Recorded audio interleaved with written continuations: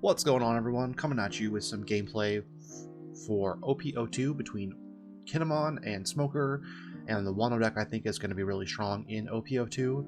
It's kind of an evolution of the Kid deck from OP01, so we're going to go ahead and start off with the Momonosuke here. Great Searcher in this deck, has so many targets. And Smoker's going to go ahead and play the Suru here. We're going to go ahead and drop the Bonnie, and then we're going to search off Momo, grab the Izo, and then search off Bonnie and grab the Kid. And we're set up pretty well. We're going to swing 5k at the Smoker leader here to either force out a card or to take a life. And Smoker is a deck that can run really low on resources if you're able to starve them, because a lot of their cards require a discard. So they're going to go ahead and take that life swing, not wanting to burn that early. They're going to swing on my Momo here, which I will let go through. And then I think I'm in a good spot here, but they're going to also swing at my Bonnie here. And then they're going to play an Isuka, which is actually a pretty good card. So I'm going to swing at the Suru here to clear the body. And then just so I do not get swung over by the Isuka and then restood on, I'm going to go ahead and I'm going to drop the Raizo, the bait, the Momo, and the killer, and then I'm just going to pass my turn here without using the Momo effect. That way, if the Izuka wants to commit to a swing this turn, I'll be able to deal with it, and then if not next turn, I should be able to suspend it. So they're going to swing 5k here, and I will take that, and I get another 7-drop Kid, which is super nice, and they're going to go ahead and drop the Sakazuki here, and they're likely going to pop my killer, which they do, which is fine, but I will get some value off Raizo here, so I'm going to use my Momo to search, and I'm going to grab another Momo here, and then I'll swing with Raizo at leader and draw off that effect. So my hand's looking pretty big right now. They're going to use Borsalino to counter, which is fine. I'll play the beige, and I'll play another Momo just to search, to grab another Izo, and then I'm going to pass turn with 2 Dawn up, just to kind of bait out my opponent, maybe make them think I have a Punk Gibson in hand, which I am playing. And they're going to use the Suru to swing over, and then again swing over my Momo, which leaves them with 2 swings up right now. And I'm just kind of biding my time here. This deck plays a lot like the Kid deck from OP01. You just want to bide your time and then set up your big 8-drop Kid play. They're going to go ahead and swing 7 at my Raizo, which I'll let go through. Don't want to lose my blocker here for any reason. And then I'm just going to let that go through as well on the Sakazuki swing.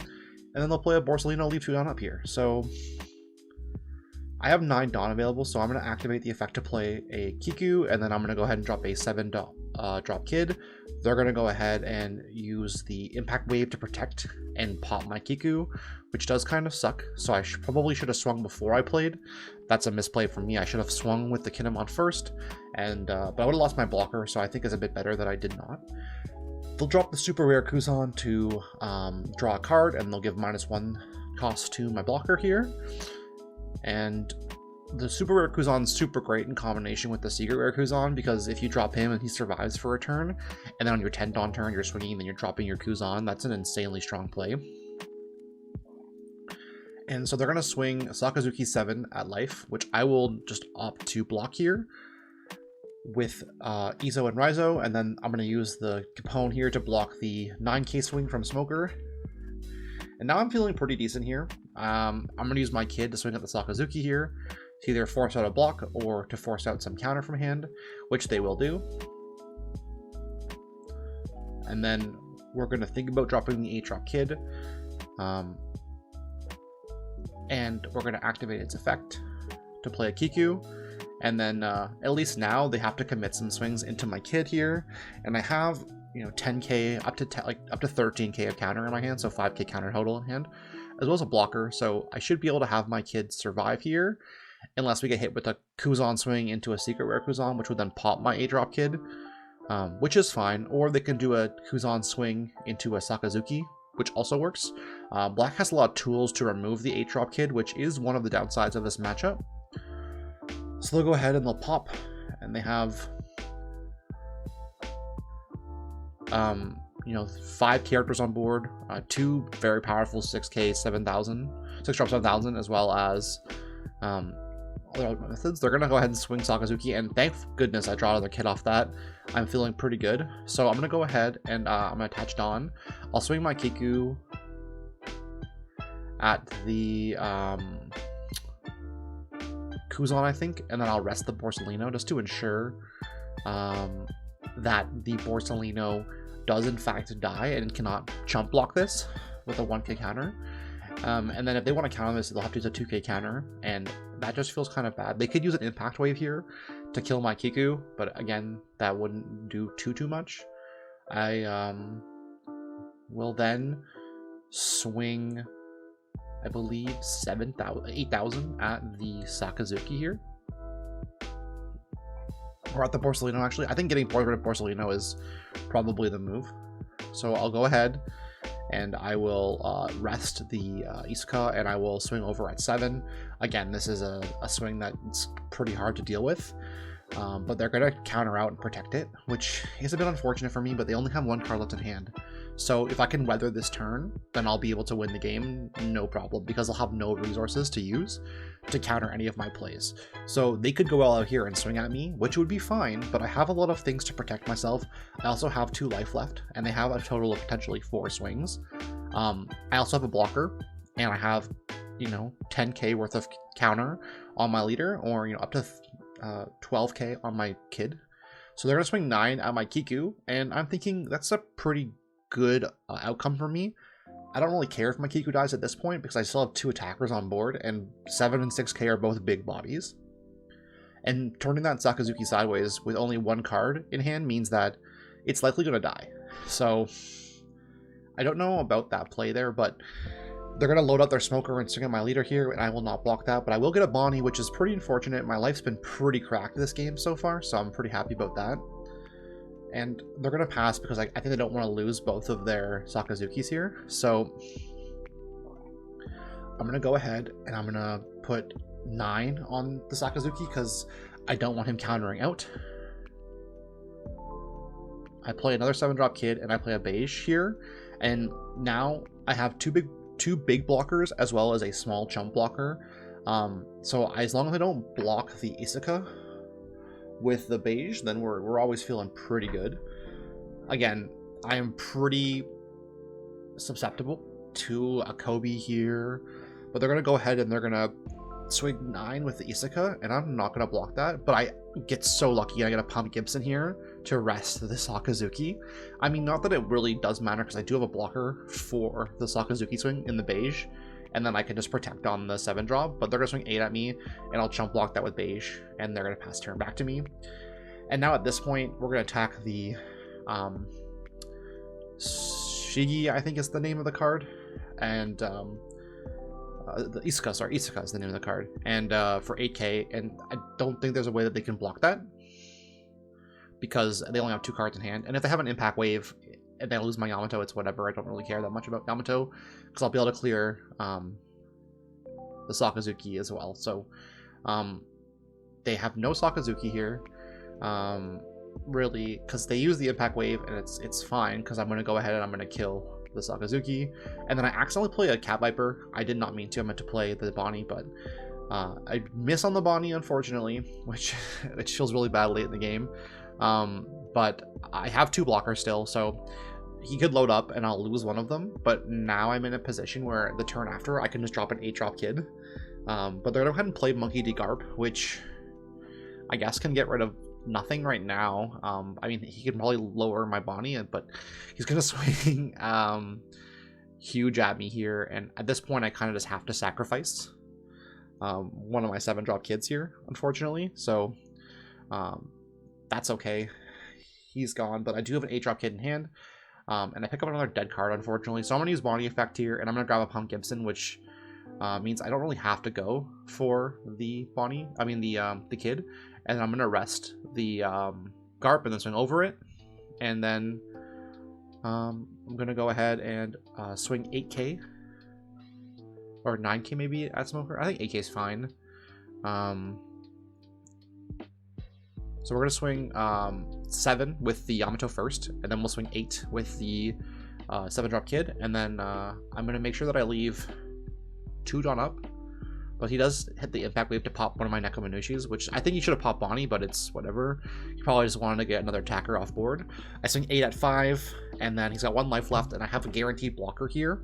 So there isn't really a situation where he can kill me. and he can't. I mean, he could potentially, you know, do a bunch of shenanigans to minus on my blocker. So he could like -1 with the smoker, and then like if he had a Suru, for example, he could -2, and then that's, you know, 4 cost, and then he could, you know, somehow Suru again and then Kobe to pop the blocker. But because I have Punk Gibson, I can definitely weather the strike from the smoker, so he's in a pretty rough spot right now. He swings 9k at me, and I don't even need to block this. I can just Punk Gibson this one here, and I can also just Yamato. I could just Punk Gibson and Kid here, but I don't want to turn my Kid sideways at all. And they drop him 5-drop smoker, which does nothing in the situation. He's going to go ahead and drop a 5-drop smoker, though, and I'm going to use my Bonnie effect here. And now just looking at the board state, they have 1 life with no blockers left. And I'm going to swing 8 at 5 and force out, you know, most of their counter, which is fine. I'm now thinking, okay, well, we're going to swing 7 at 5 because he can't counter it. And then we just load up our Kinemon, and he swings, and that's GG. The deck is so good. Moving on to the deck profile. Like I was saying, the Wano deck does play very similarly to the OP01 Kid deck, and the reason being is because those Kid cards are just so strong, and being able to have 2 searchers that can hit almost any impactful card in your deck is super strong. So to break it down, you know, we're playing 4 Bonnie and we're playing 4 Momo, your searchers. We're playing 4 Beige because chump blockers are fantastic. We're playing 3 Chachi just to dodge certain situations here. He dodges things like Whitebeard in the late game, so he's nice to have sometimes. We're playing 4 Killer as well, because he's an amazing blocker, and being able to draw more cards is great. We're also playing 2 Cat Viper, Neko Minushi, just because, again, being able to rest is fantastic, but we don't need to play 4 of them because we're playing 4 Izo and we're playing 4 of the 4-drop Yamato, so he's only a 2 of. We're playing 4 Izo, of course, because not only can it rest, but it's also a 2k counter, and, you know, being able to play it for 2 sometimes is really good. We're also playing 2 Raizo because, again, you're able to play a lot of cards early game, and, you know, playing him on turn 1 sometimes means that you'll be able to get a 5k swing in with him with 1 Dawn, so he's really nice. And you can sometimes get a 5k swing, so like, you'll say you're going second, you play him on turn 2, and then the next turn you play like a Momo or Bonnie, and you slot a Dawn underneath him, and then you activate their effect, you swing, you're getting a +1 on card there from the Bonnie, and then you're getting the Raizo draw, which is super nice. We're also playing 4 Kiku. This card is fantastic, and I think this deck really wants to mulligan for Okiku, because if you're going second, you can play her on turn 1, and that puts a lot of pressure on your opponent's board. There's not a ton of cards that can deal with Kiku on turn 1, because like, what 3 Dawn decks can really deal with Kiku?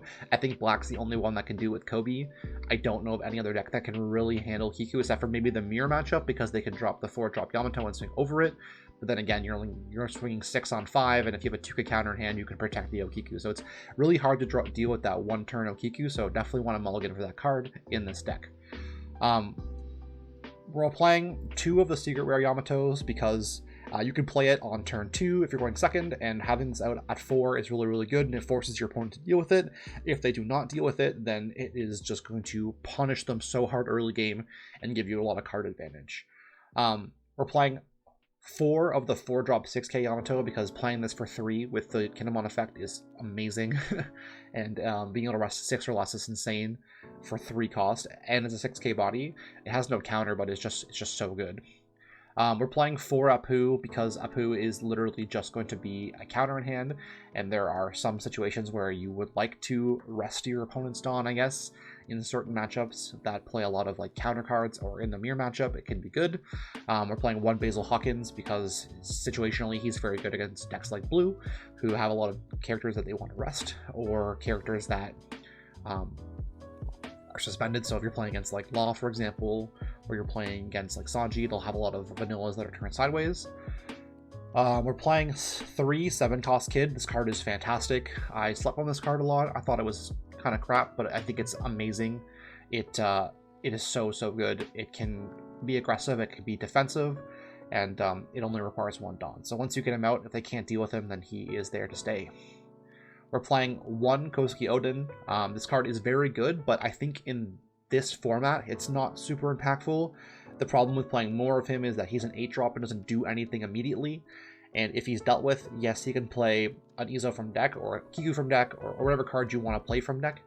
But it has to be 3 or less, so you can't play your Yamatos, for example, and you can basically only play like Raizo, Izo, Okiku, or Momo, or Cat Viper. But like, if you could play like Yamato, that'd be fantastic, but unfortunately you can't. So he's not as good as I once thought. Being able to attack twice is great, though. He is a good finisher, and I mean, you have enough search that you'll probably see him when you need him to with the 4 Momos. And then last up, we're playing 3 of the 8-drop Kid. A card is just so strong in this format, and yes, while there are decks that can deal with it better, like Black has a pretty easy time dealing with it, Red and can also deal with it fairly easily, but it's still very strong in certain matchups, and knowing when to play it's important, and it usually does buy you a turn at least because they're very focused on dealing with it. And then last but not least, we're playing 2 Punk Gibsons. Being able to get 4,000 power and then rest one of your opponent's characters with 4 or less is impactful, and again, the trigger in life is super great to save me that last game. And yeah, the Kinemon deck is super strong. I think Wano's going super ham, and I think that going forward it's only going to get better, and I think it's one of the 3 best decks in the format right now. I just want to thank everybody for tuning in, and I'm really excited for OP02. I cannot wait to share all of my decks with you guys that I'm going to be building, as well as a bunch more gameplay, so stay tuned for that. Thanks, and until next time.